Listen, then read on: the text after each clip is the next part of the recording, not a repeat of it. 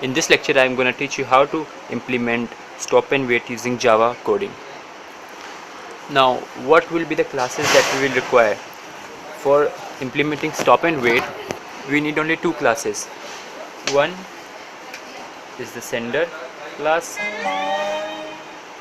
and the other is the receiver class. None of the classes will require to implement any thread. Only the main thread is capable of doing all the activities that a stop and wait protocol requires. So what should be the functions, what should be the functionalities of the code which it should perform to stop and wait?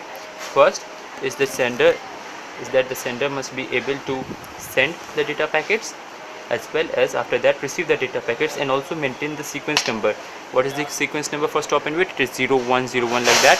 And the functionality of receiver must be such that it is capable of receiving the data packet, processing it, checking whether the sequence number is correct according to its sequence of numbers going on, and then send back the acknowledgement whether the packet is correct or not.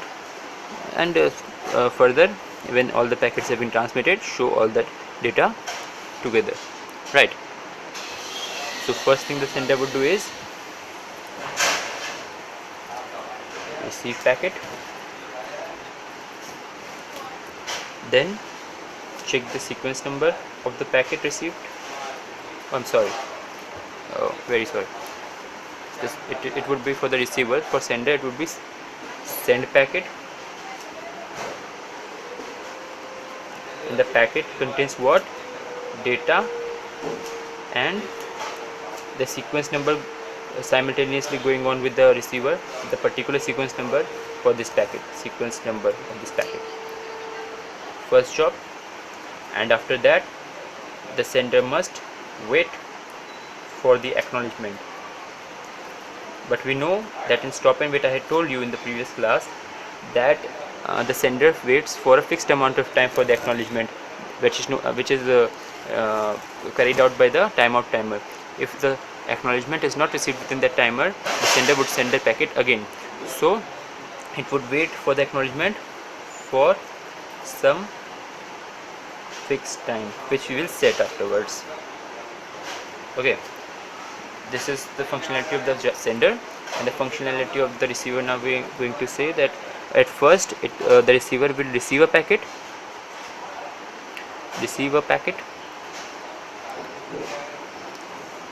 then it will decode the packet and check whether the sequence number going on in the receiver is equal to the sequence number of the packet received. If it is equal, that means expected is equal to the received sequence number, then that it means that the packet received is correct and it will accept the packet, otherwise it would not send the acknowledgement. Okay, and if packet is correct,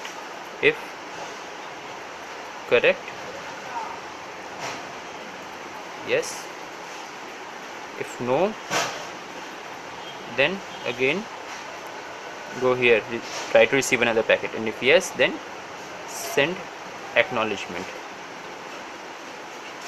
Okay, so this is the basic functionality of sender and receiver.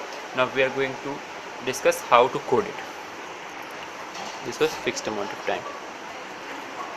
I'm sorry you couldn't see it. Now first I'll show you how to create a sender.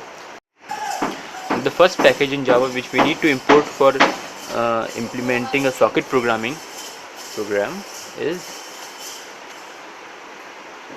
java.net. okay, we would import it. Then we'll create the class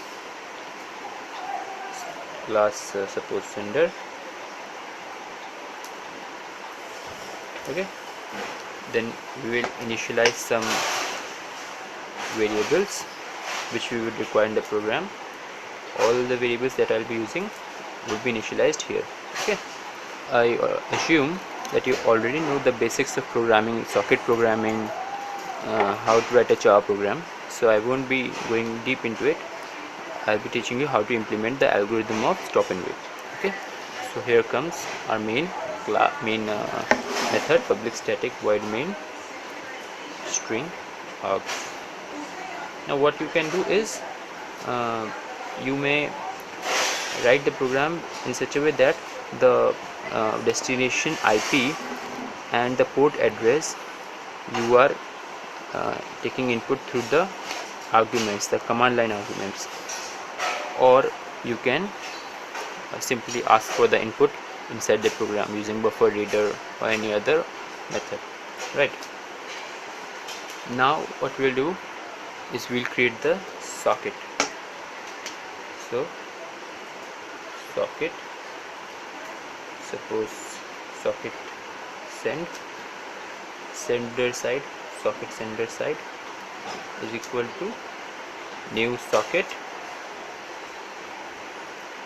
then give the IP here and then port here. Okay, then create object output stream and object input stream, which are provided by Java. Those are inbuilt functions which will help us to send packets and receive acknowledgement. So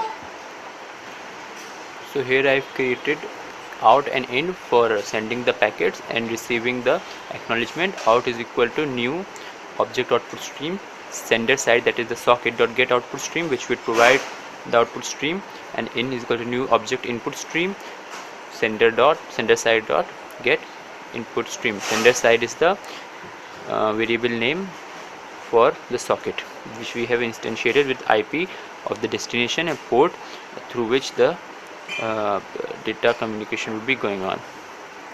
All the initialization and variables have been set. Now let us see that how we send the data. For sending the data, we must first make the data. So there are many ways we can either take input or read from a file. In this program I'm showing you how to read it from an input and break it into packets. What we are doing here is we are taking input from the user and sending the whole data character by character. So I assume that you all know how to take input from the user. I'm sorry for the disturbance in the background. So we are declaring a variable s string. We take the input from the user using buffer reader or any input stream reader, any reader provided by Java, and store the input in s. Calculate the length. Suppose the input is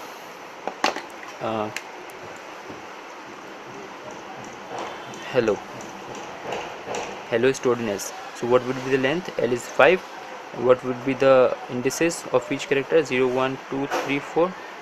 So we would instantiate I, that is the counter variable, which would run in a while loop and extract character by character. First it would send H, then E, then L, then O. So I is 0, and while I is less than L, the loop would run. Suppose for the first loop I would be 0, it would send the character with proper sequence number. Send character, which character it would send? H, because I is 0, it would calculate s dot char at I, that means s dot char at 0, H would be sent, and proper sequence number would be maintained in the loop, which I would show further, and then it would wait for the acknowledgement. As soon as the acknowledgement is received, it would again increment I by 1, then would send the next character, the next, and then until and unless I reaches 4, and as soon as I reaches 5, it would break the loop, and that means all data is sent. Now I would show this part. In the next board I am showing you what this part would contain, right? What we are doing in the sender side here is that for each character, suppose we are sending here hello. Suppose we are at the position that we are sending the packet which contains the character E. What we are doing, that we are attaching the sequence number with the character. Suppose the sequence number for that packet is obviously 1, then the packet would consist of 1 E. This is a string which is getting sent to the receiver's end, and then after sending 1 E, the sender would wait for an acknowledgement which would contain only the sequence number which the receiver now expects the sender to send. That means it would wait for 0.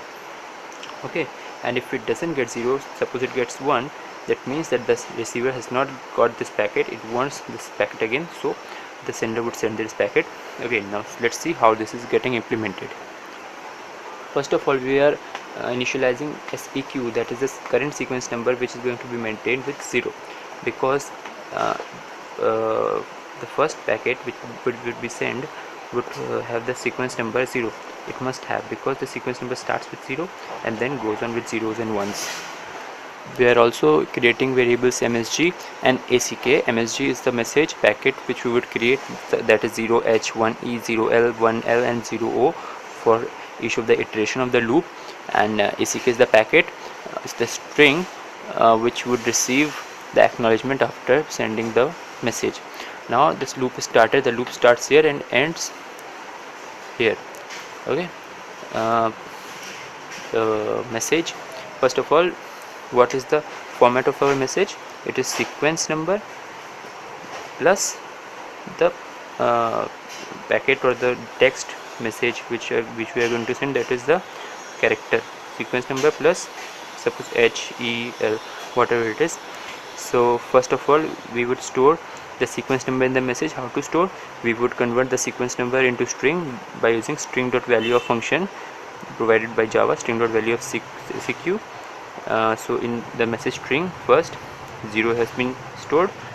After that, message is equal to message.concat, that means 0 concatenated with s.substring I, I plus 1. What was s? S was the whole data that is going to be sent, that is s, that is hello, and substring of hello, the starting and ending indices are I and I plus 1. I is first, in the first iteration I is 0, so s dot substring 0 comma 1 would be h, so it would concatenate 0 with h, so the string would become 0h. So the MSG is equal to 0h, and out.write object, out is the output string which would send the data packet to the receiver. So MSG, that means 0h, has been sent to the receiver. Right, now it is the job of the receiver to extract that packet, that sequence number, and check whether the packet is valid or not. Now after that, what it will expect, the sender will expect an acknowledgement saying send me 1, acknowledgement of 1 will be received, so it will now change, and also for the next packet also it would have to send the sequence number 1, so it should change the sequence number. So if sequence number is 0, it would change it to 1, otherwise if it is 1, then it would change it to 0. It will go on in every loop. Okay, now we are what we are doing, I had already said that it would not wait for the acknowledgement for infinite amount of time, otherwise it will fall in a deadlock. It would set a timer for the acknowledgement, so the socket in which it is waiting for the acknowledgement, I am setting a timer of 1000, that means 1 second. For 1 second it would wait. If the acknowledgement or any packet is received in that socket, then it would move to the next iteration. That means I am setting a timer. Now after setting the timer, the acknowledgement is the sender is waiting for the acknowledgement using this statement in.read object. Now the sender program is blocked here. It is until and unless an acknowledgement or a packet is received in this statement, it won't move any further. But after 1000 milliseconds, that means 1 second, the socket will expire and it will move to the next statement. If within 1 second the acknowledgement packet is received, then it would usually, as it does, it would take the input, store it in ACK and move forward. Otherwise, if it is not received, then it would simply leave this statement and move to the next statement, and ACK will remain whatever it was in the previous iteration, or if it is in the first iteration, it would be null. That is why I have initialized it as null. So after a packet is received or not received, then we are making an if loop. Now the loop checks if ACK is not equal to null, means that something has been received either in the previous iteration, or if it is the first iteration, then ACK should not be null. If it is the first iteration and it is waiting for the first acknowledgement, then ACK would be null, and if ACK is null, then that means the acknowledgement has not been received within the time frame, so it will not go inside the loop. Okay, and if it is not the first iteration and the acknowledgement is not received, then the acknowledgement, that ACK, would contain the sequence number of the previous iteration. So and ACK dot equals string dot value of sequence. What is sequence value? It is what it would expect, that I had changed here, it had sent 0, now if it is 0 it would be 1, and if it was 0 and if it was 1, then it would be 0. So it would check that what the sender is, the receiver is now asking me is, does that equal what I am going to send? So if it matches, then yes, acknowledgement has been received, acknowledgement for ACK. That means now, for suppose now 1 received, ACK for 1 received, and it would increase I would be increased, so that in the next loop I becomes 1 and E is sent. Okay, so what in the next loop, what will happen? SEQ, that means sequence number would become 1 and I would be 1, so substring that would be extracted would be E, then 1E would be sent, and in further iteration 0L would be sent, then 1L would be sent, and 0O would be sent. But if acknowledgement was not received, then either of the conditions would have been false. Then what would have happened? It would fall in the else loop. And now what should be done, that if acknowledgement was not received, that means 0H was not sent. So what should have been done? In the next loop again 0H should be sent. So if it was 0, then it would become 1, and if it was 1, then it would become 0. That is how it should happen. Now what about the last packet?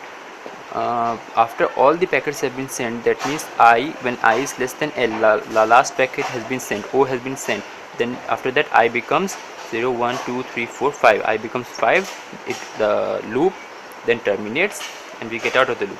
So what we will do after the loop terminates, that means here the bracket is closing. After the loop terminates, I am writing the code here. What we will do, then we will store end, a string end in the message, and then out dot write object MSG. Then we will send the packet which will contain end, and we will program the receiver in such a way that whenever as soon as a packet containing end has been received, that means all the packets have been received, this was the last packet, and then show the result. Now this was all for the sender's program. Now I'm going to show you the receiver's program. Now here in the receiver side also we will have object output streams and object input streams variables. Now what the sender will do, we had created a socket. Using the socket, the sender was requesting the server or the receiver to connect and then send the data, but the receiver must have a server socket and a socket. The server socket is used to accept a connection, wait for a connection, wait for a client or a sender to establish a connection, and after it has established, it would create a socket for the data transfer. So server socket is created. Server socket S is equal to new server socket. Port, it is the port at which the server would be active. This port and the port we had given in the receiver must be same. First we will run the server side or the receiver side program such that the port is created. After that we will create the run the sender side program so that it can connect to that port. If first the sender side program is run, then it will show an error because there would not be any such port. When we will run the receiver, then the port will be created. So port is created, and then in the next line it is waiting for sender to send a connection, to send a request to establish a connection. So s.accept, as soon as the request to establish a connection is made, it accepts and then creates a socket for the data transfer. Now now the main logic starts. All the packets that will be received, it will check if the sequence number is same, that means the packet is valid or not. Then it will extract the data from it and store it in data. It will store the data of each packet, concat, and the whole data will be stored in data at the end of the program. Sequence number initially would be 0 because every time the first packet comes with sequence number 0. Now, and we had said that if the sender would send end in a packet, then it would be the last packet. So the receiving and sending the acknowledgement would run in this loop again and again until and unless packet is not containing end. So packet dot equals end, when this is true, not of packet dot equals end, so this will become false. As soon as the packet will have will contain end, this while statement would be false and the loop will terminate. So until and unless it is the last packet, the loop will keep running. So suppose a packet comes, it would read it, wait for the packet, wait for reading a packet in this statement in.read object. As soon as the packet is received, it would store it in the packet.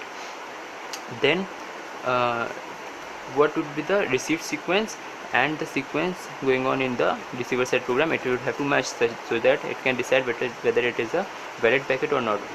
So received sequence is what? Packet dot substring 0, 1. What I had said in the sender side, the format of the data is sequence and then data like 0h 1e. So substring 0, 1 means the first character would be extracted. So the received sequence and integer dot parseInt, it would be converted into int and it will be stored in RSEQ.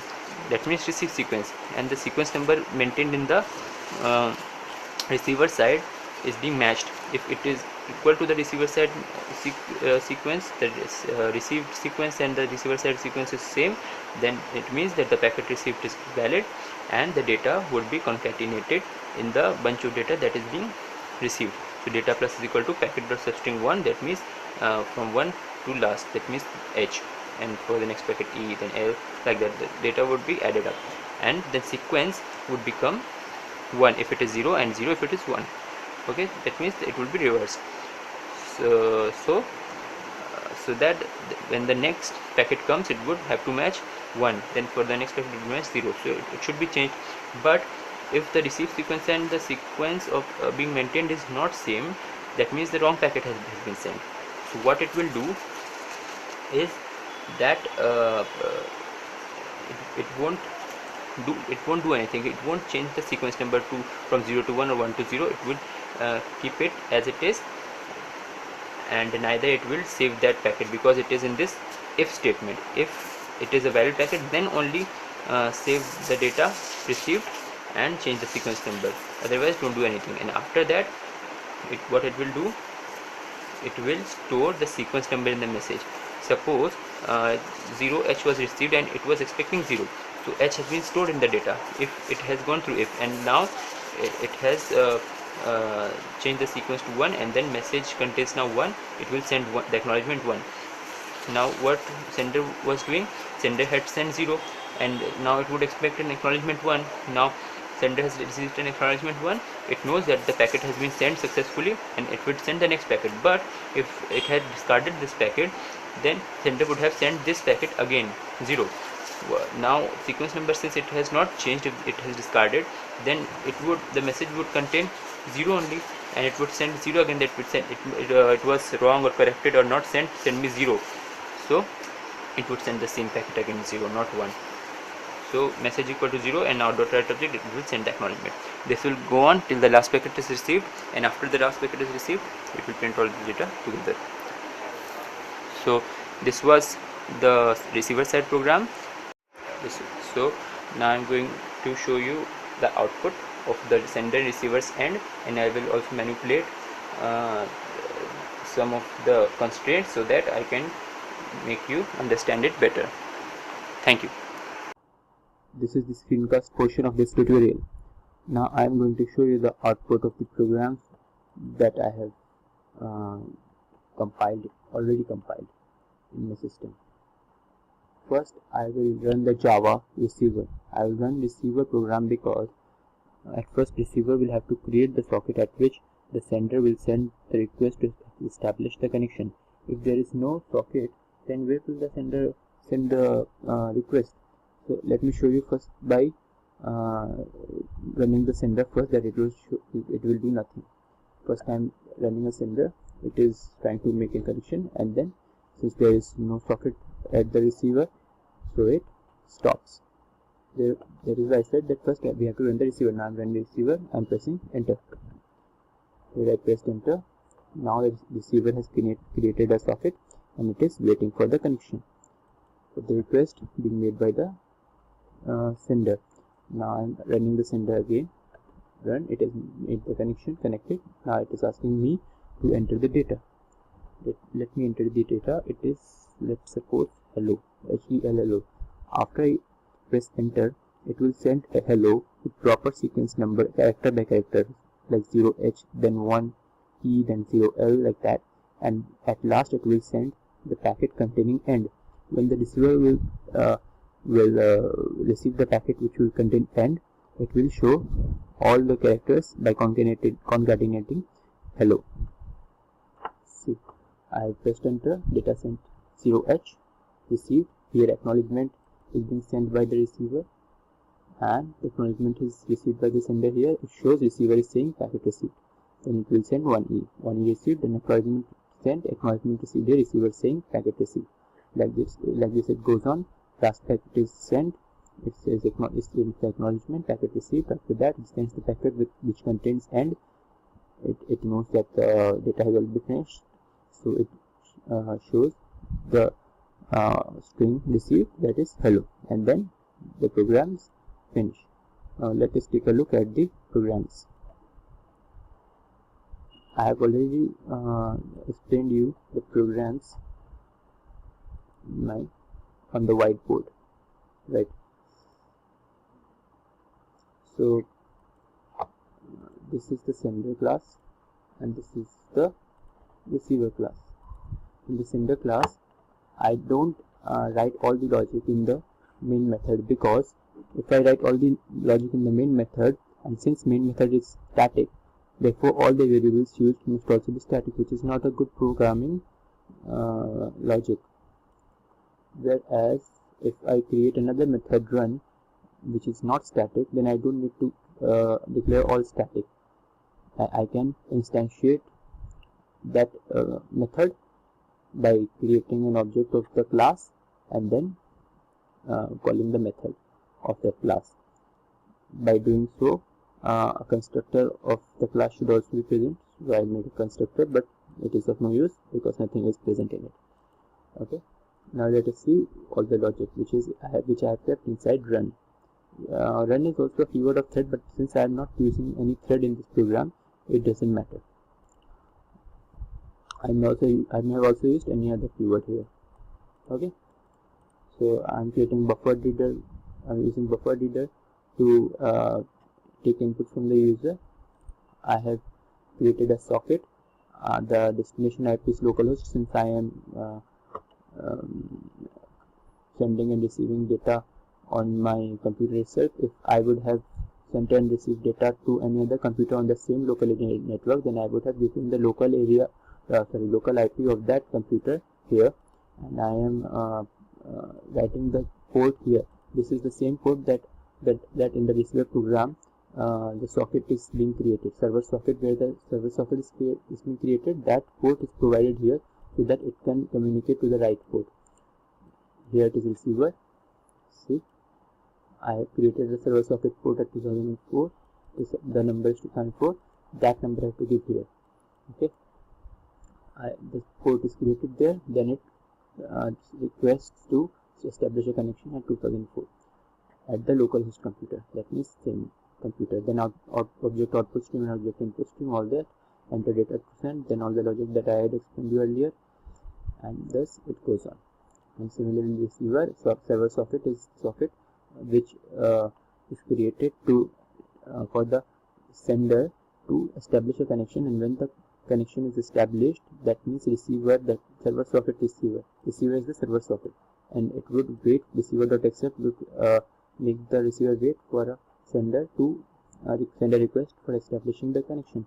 As soon as a request is made, this accepts the connection, and server then socket through which the data is sent and received, that socket variable names connection, then it is created, and the value of it is receiver.accept. It returns a socket through which data can be communicated. Okay. On the whiteboard, when I had explained, the variable name was receiver end. Here the variable name is connection. Then it would say connection established, and then same logic which I had already explained. It would send and send it would receive the data and it would send the acknowledgement back. Now let us examine by changing the constraints. Okay, here I had set the timeout for receiving the acknowledgement to 1000 milliseconds, that is 1 second. Okay, suppose I don't run the receiver, I just run the sender. What will happen? There won't be any socket. Okay, so we can't examine it. I'll make the sender not to send any acknowledgement. Then see what happens. Where it is? Yes, here it is. Out.get object sender.string.value sequence. Here the acknowledgement is being sent. Acknowledgement is being sent. I am commenting this portion. Okay. So what will the sender do? It will send the first packet. It will wait for the acknowledgement for 1 second. Then, since no acknowledgement will be received, it would again send the same packet and then again wait for 1 second, and it will go on. Okay, let's examine this. Let me compile the receiver here again.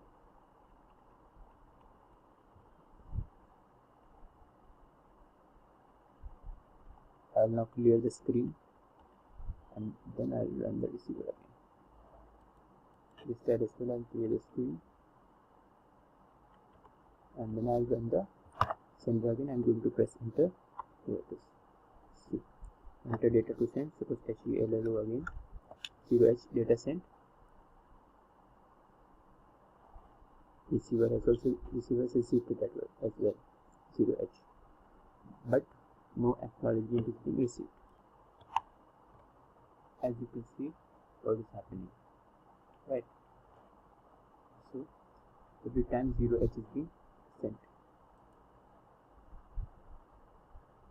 So now let us remove the comment from here. Okay.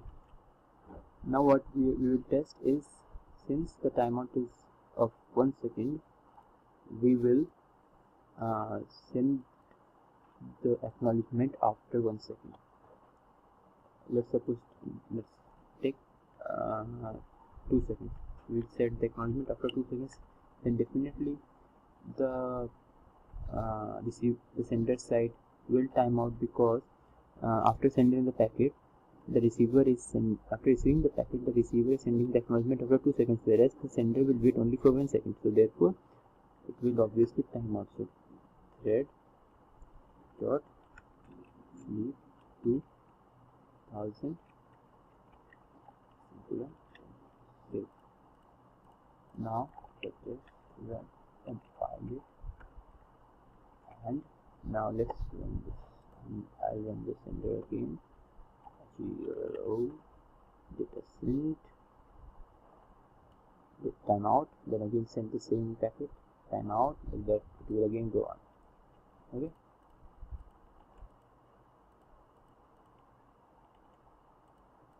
so you can see our stop and wait is perfectly working, and I'm attaching both the sender and the receiver code in the fields below the video. You will find all the codes. You can access it there, and if you have any doubt regarding this lecture, you can ask freely in the comments below. I hope you like this lecture. Please give a thumbs up, share the video, and comment below. Thank you.